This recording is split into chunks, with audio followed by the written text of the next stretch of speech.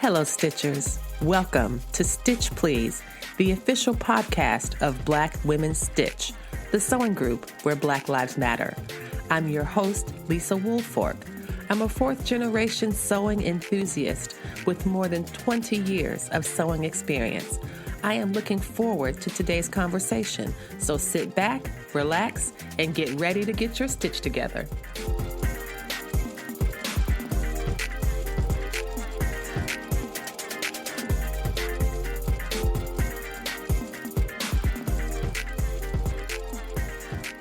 Hello, everybody, and welcome to Stitch Please, the official podcast of Black Women Stitch, the sewing group where Black Lives Matter.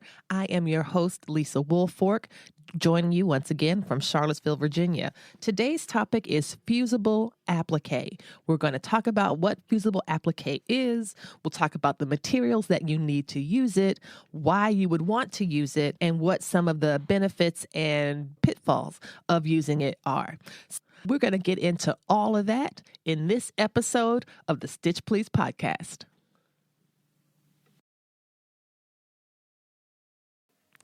To begin, Fusible Applique is a dressed up word for something you already know, and that's iron on. Yes, iron on. Those embroidery patches that you can buy that have that slick textured feeling on the back of the patch that allow you to flip the patch over, put it on a fabric, and press it. It's the same stuff. That is the fusible part of Fusible Applique. If you've ever purchased a set of curtains from IKEA, they often include this white tape that feels like a rough spider web, but much more dense. And that is included with the curtains as a no solution for shortening the curtains. And that is exactly the stuff that we're going to be talking about today, because that is the fusible in the Fusible Web, or the double-sided or single-sided Fusible Web that is the core of this wonderful no-sew medium. One of the reasons that I like Fusible Applique is that it is a very satisfying project to do that incorporates lots of different elements. So there is the part with the pressing where you press your fusible web to your fabric. It becomes stiff. It goes from a fabric that's floppy and then it becomes interfaced, but interfaced so stiffly that you can cut it like you're cutting construction paper. And that always brings me back to a feeling of nostalgia for the type of arts and crafts that I once did when I was younger and carefree. Not that I'm not carefree now. So taking something that's fabric, turning it into paper, cutting it out manually to create a shape, layering those shapes on a foundation, that is something that I think appeals to a variety of people who are already practicing crafts. And for this reason, I think that Fusible Applique is a wonderful gateway into the larger world of quilting. That by practicing with Fusible Applique, you get to do something that's very quilt and has very much the effect of a quilt, especially if you quilt it. We'll talk a little bit about that. That it is a nice introduction. It doesn't require a sewing machine. So if someone knits or crochets and doesn't want to make an investment or just wants to practice, this is a good way to get started. And for those who do have a machine, it's a way to take the project to the next level without over-investing in what might be required for a pieced version of the same thing. So just a little bit of definitions here. Pieced, I'm saying pieced, P-I-E-C-E-D, which is when you put two fabric sides together and sew them. And then you do that again and again. That is stitched together, and it's called piecing. It's often described as piecing because you're putting all the pieces of the quilt together to make a whole quilt. On the other hand, there is applique, and that is when the fabric is applied on top when it is on top of the fabric. You have a big fabric canvas, and then you apply the pieces on top. Usually people who are very skilled at this would do something called needle turning, where you would put the raw edge right side up on your quilt top. And when you turned it, the head of the needle that you were hand stitching curled it under. In apparel, what I would do is take a piece that I wanted the raw edges turned under, and I would press it with an iron, and then I would put it on. And that's not something that folks might have been able to do hundreds of years ago, but there are these amazing quilts that are appliqued from that era. I believe Harriet Powers, who was an enslaved woman who ultimately bought her freedom and some of her family members' freedom with her quilting skills. And I believe one of her quilts is in a Boston museum. I'm not sure if it's the MFA or the Isabella Stewart Gardner. I'm not sure, but it's a stunning quilt, the Harriet Powers Bible quilt. So look that up if you get the chance. It's really splendid. It's really powerful. And I believe a lot of her work was appliqued. And the raw edges are turned under. This is something that's also really popular in a quilt like a Baltimore album. That design, people want the raw edges to be covered. And that's the traditional method of doing it. But what I'd like to talk about today is the much easier, it's more immediately satisfying, and it's also a lot of fun. So we are going to be talking today about fusible applique. And let me tell you what makes it fusible. And it's essentially, as I said earlier, it's an iron-on, and it uses heat to permanently attach fabrics to each other. The heat fuses the fusible web that I described, and the applique part is when you apply heat and pressure to get it to stick to the fabric surface beneath it. Let's talk about some of the materials that are required to do fusible applique. There is double-sided fusible web. That's a required thing. And double-sided fusible web comes in a variety of forms, of a variety of brands. Wonder Under is one, Heat and Bond, Steam a Seam. These are all more or less the same product. They serve the same purpose. And I often find that the Heat and Bond is a strong seal, but it sometimes makes it difficult to sew over if you wanted to go back and sew. They have lighter and heavier versions of this product. So that makes it nice and adaptable for your needs. In addition to getting the fusible web, I highly recommend that people also get parchment paper. Parchment paper. That is something that they sell in the grocery store. It should be in the same section as the foil and cling wrap.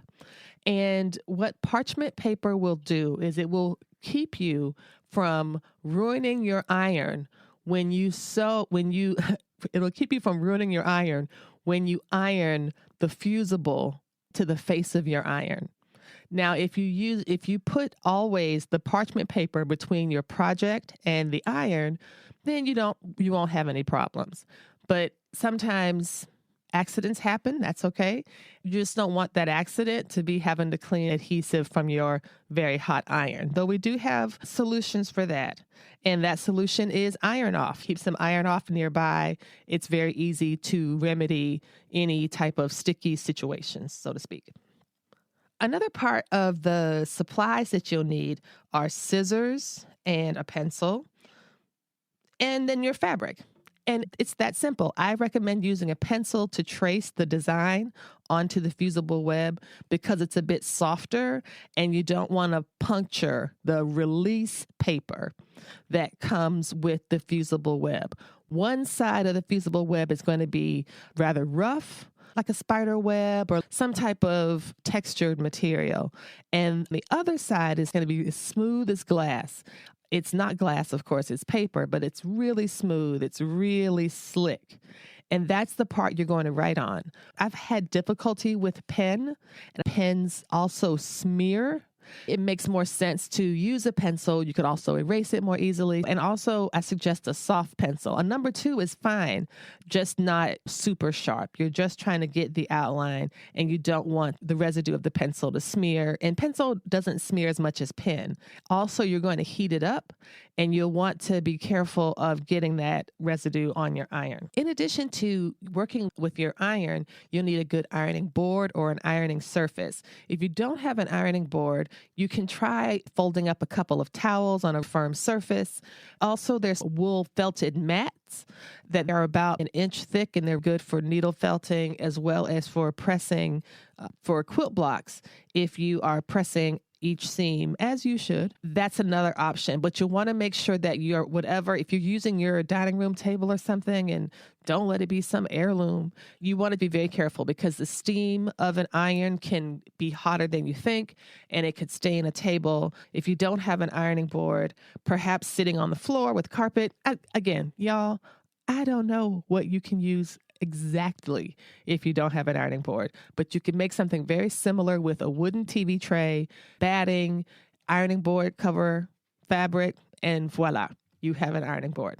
You'll want some firm surface. That's what I want to be clear on that. You'll want a firm surface so that you can do this, and you don't want something that might tip over, especially with an iron. You're going to have your iron, you're going to use it as you normally would. Sometimes I use steam to use when I'm fusing the fabrics together, but sometimes that's also not required. So let's start out with no steam. And then if you start to notice things aren't holding up or sticking on, you could add a little steam to help it along. I'm never sure if that really makes a difference, but my brain thinks it makes a difference, so it's true for me. Now, what you're going to do is construct a quilt sandwich. You get fabric on the front, batting in the middle, and fabric on the back.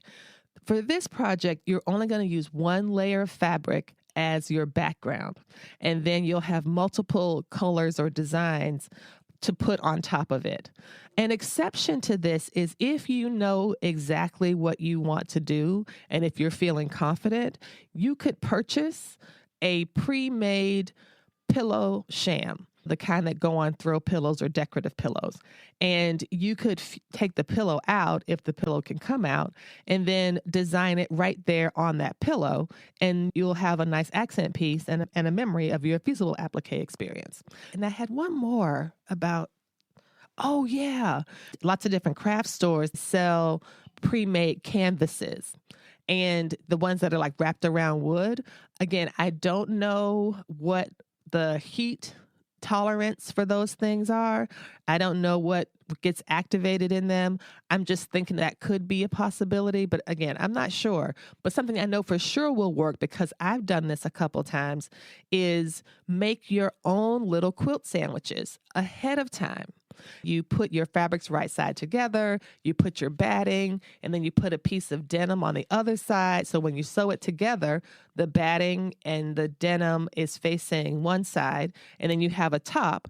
And it's essentially as if you've made a really small, flat, unquilted quilt. Then you can apply the process that we're about to describe about how one creates a Fusible Applique design. And then you'll have something that's ready to go. I think one of the most important parts of the Fusible Applique process is the fabrics that you choose to do your appliques.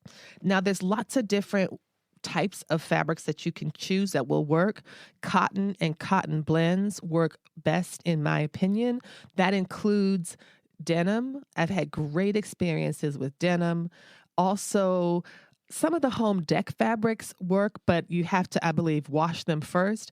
I'm not sure. Some of them have been treated for sun resistance, and I don't know if those would respond well to heat. But essentially, you need a fabric that can respond well to high heat. And so for that reason, I tend not to use things like leather or pleather, because those don't have a high heat tolerance. But I recently saw that one of the companies is making a fusible web for leather that would allow you to cut the leather out and then press it, fuse it, and include it in a project like the one we're going to talk about. And so maybe leather is an option. I don't know. I've not tried it. That was pretty exciting to see. Not that I guess I do have some leather lying around that I could practice with, but why though? I'm going to work on what I'm working on. I'm enjoying this. We're going to take a quick break. And when we come back, we will talk about how to get started making the actual project. Stay tuned. Foundation paper piecing is a surprisingly vexed topic in the quilt community. I am a huge fan of foundation paper piecing.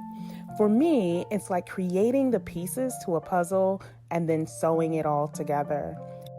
If you are bad in life and go to the underworld when you die, as your punishment, you will be made to do foundation paper piecing all day long. Find out more on the Stitch Please podcast, Wednesdays, 7 a.m. Black Women Stitch and the Stitch Please podcast are happy to announce that we have another way to connect with our community. In addition to the IG Lives that we do every Thursday at 3 p.m., we also now have a club on Clubhouse. That's right, friends. They done messed up and given me the chance to have a club. Follow Black Women Stitch on Clubhouse on iOS devices and soon on Android, and we'll help you get your stitch together. Welcome back. You're listening to the Stitch Please podcast. We are the official podcast of Black Women Stitch, the sewing group where Black Lives Matter. And today we are talking about Fusible Applique. In the previous segment, we talked about what Fusible Applique was and iron-on, and what kind of things you needed to use it effectively, and iron, and a good ironing surface. So now we're going to transition and talk about how do we actually do this. The thing to remember is this is where right side and wrong side become important. Fabric has a right side that the factory has indicated is the right side based on where they put the selvages. For example, in quilting, you'll often find the designer's print on the selvage, and that's an indication that's the side you should be looking at, and that's the right side. On the other side of that is the reverse image that's usually a different color and has a different texture, or it looks to have a different texture. I don't think it really does, but that's the wrong side. You'll want to be very careful, especially with the Fusible Web. You don't want to trace your design on the wrong side. The right side of Fusible Web is the smooth side. So you'll want to make sure that you're writing on the smooth side. You're going to assemble your materials. You've got your Fusible Web. You have your parchment paper to protect your iron and protect your project. You have your iron, fabric, scissors, pencil or a pen. If you choose pen, I recommend a Sharpie, because those also have kind of a soft point and won't puncture your paper. And you're ready to go. The first thing you're going to do is find your design and either tape it to your writing surface or just make sure to keep it in place. And you're going to trace this outline. Now, as I'm speaking to you, I'm envisioning the design called Crown, which was created by Latifah Saafir for the Social Justice Sewing Academy's Block of the Month Club that began in 2020.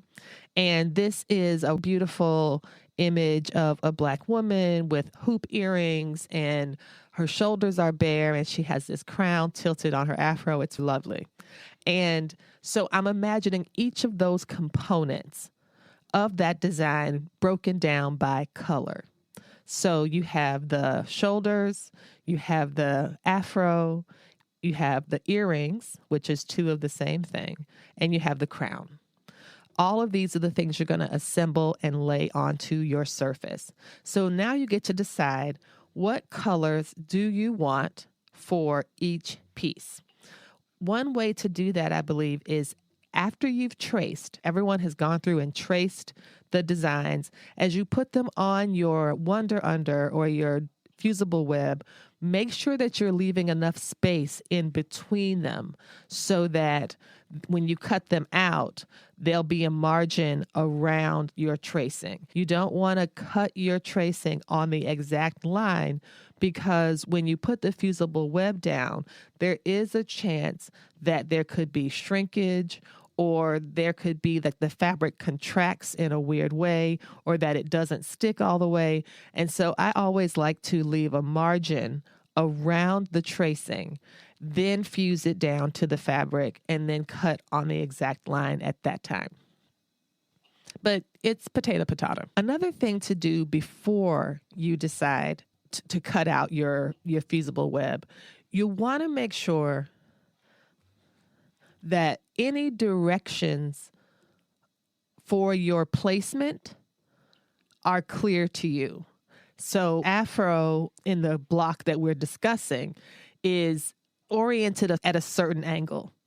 It's not a perfect circle, which if you twist it 45 degrees one way or 90 degrees the other way, it's not going to matter because it's all the same. This doesn't have that type of symmetry.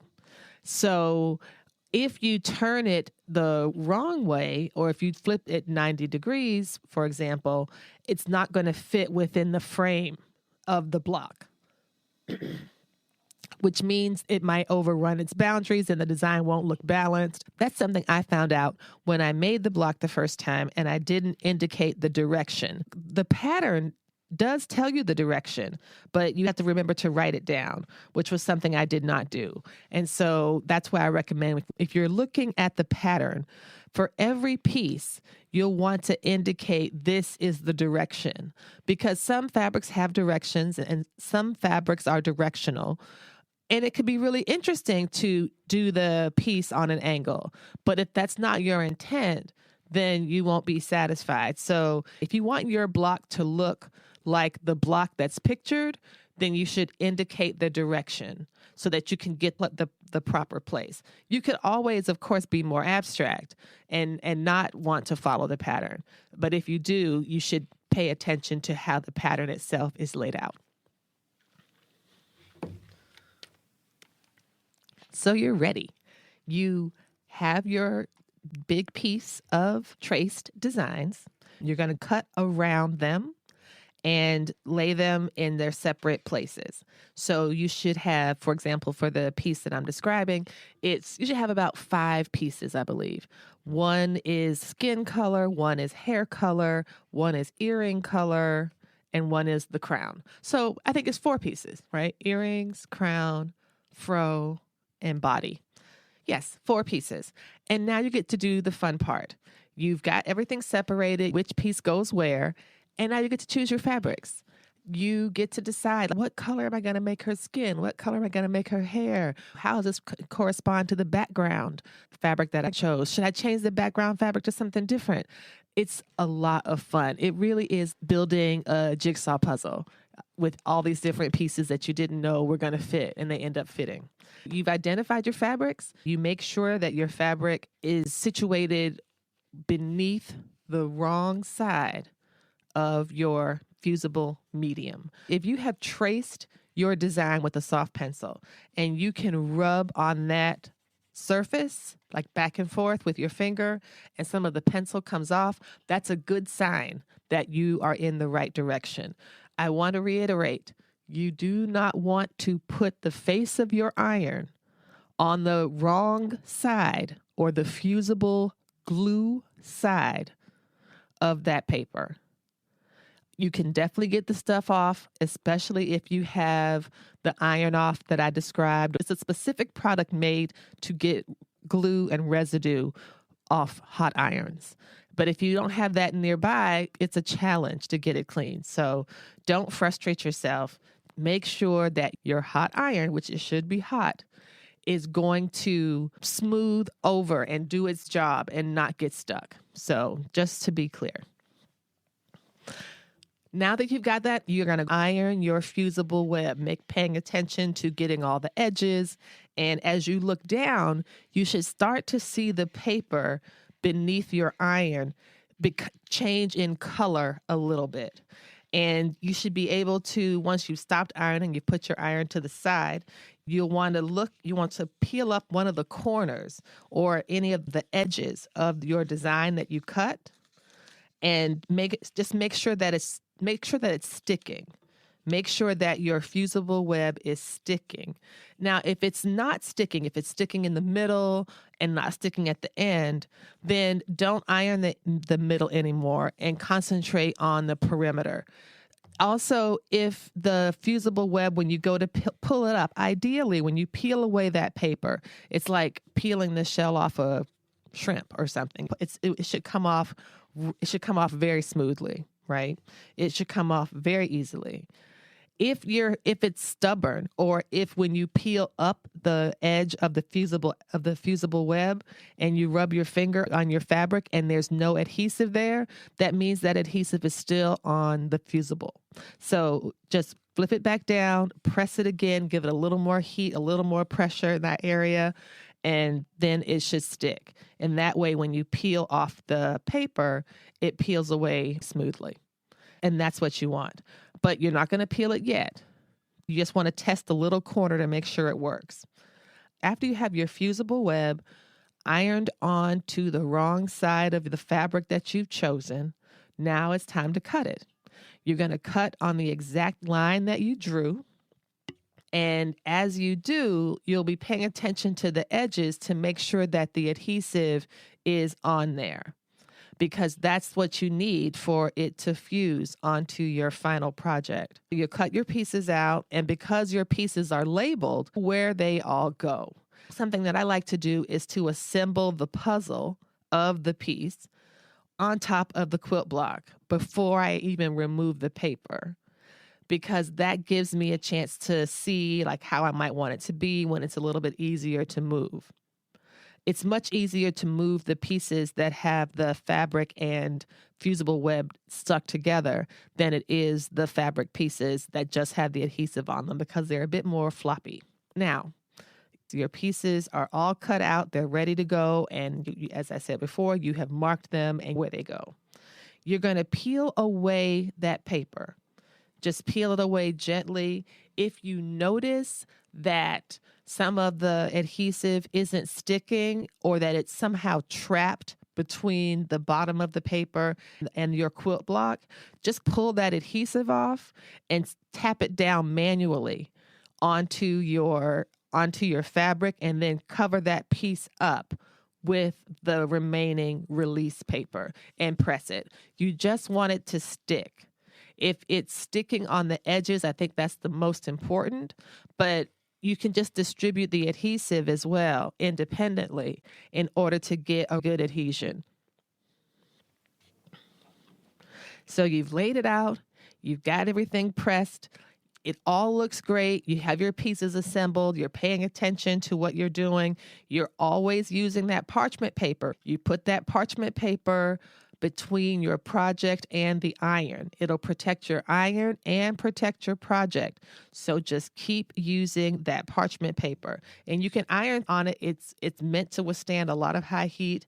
It's not going to do anything, especially if it's the kind that I'm describing.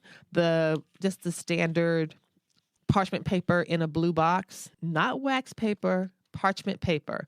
I don't know about the bleached versus the unbleached. I've never used unbleached for this purpose, but the one that I pick is a bleached product from the same companies that make foil also make this. What is so interesting is now that you have it all together, you think you're finished, your design looks lovely, you are not yet finished. I'd like you to flip it over and put the right side face down on the ironing board and press it again from the back, just to give it another angle for making sure that it's stuck there, and then flip it back. And now you're golden. You have this beautiful design that you have fused and cut and created and put right there. And it's really fun because you can do this with other things. You can make banners.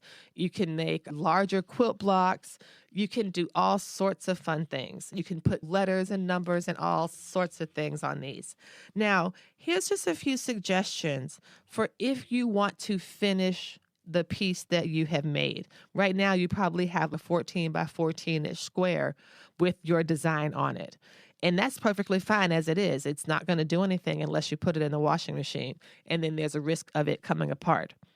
So you can leave it like that if you just wanted it to be a wall hanging. And this is the first thing I ever made. This is my first quilt. And that would be a wonderful thing to have for posterity. Now, if you wanted to make it a bit more permanent, you could go around your design with a zigzag stitch. a very narrow zigzag stitch.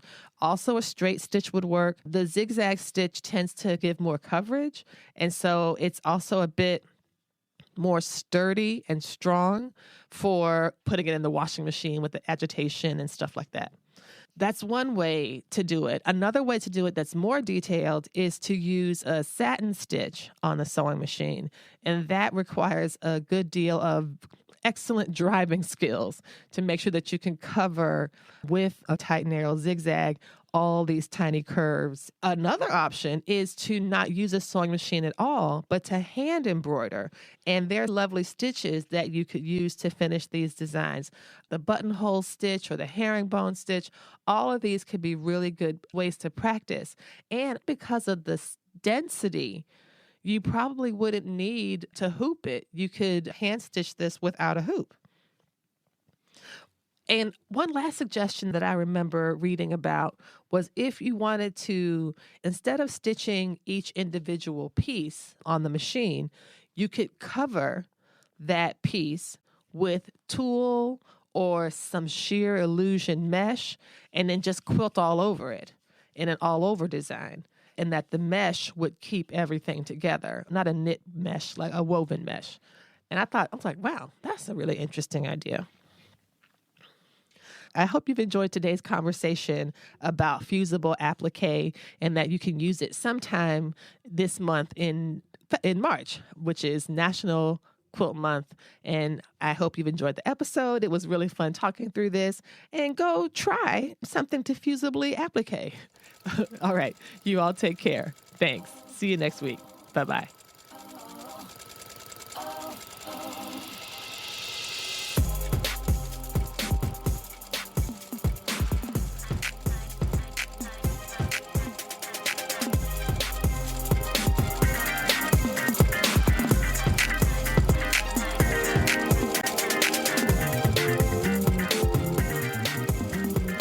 Listening to the Stitch Please podcast, the official podcast of Black Women Stitch, the sewing group where Black Lives Matter. We appreciate you supporting us by listening to the podcast. If you'd like to reach out to us with questions, you can contact us at blackwomensstitch@gmail.com.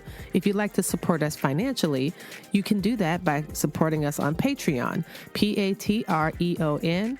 And you can find Black Women Stitch there in the Patreon directory. And for as little as $2 a month, you can help support the project with things like editing, transcripts, and other things to strengthen the podcast. And finally, if financial support is not something you can do right now, you can really help the podcast by rating it and reviewing it anywhere you listen to podcasts that allows you to review them.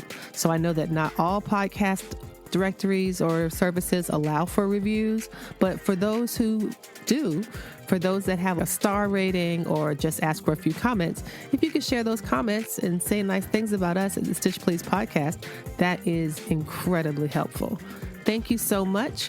Come back next week and we'll help you get your stitch together.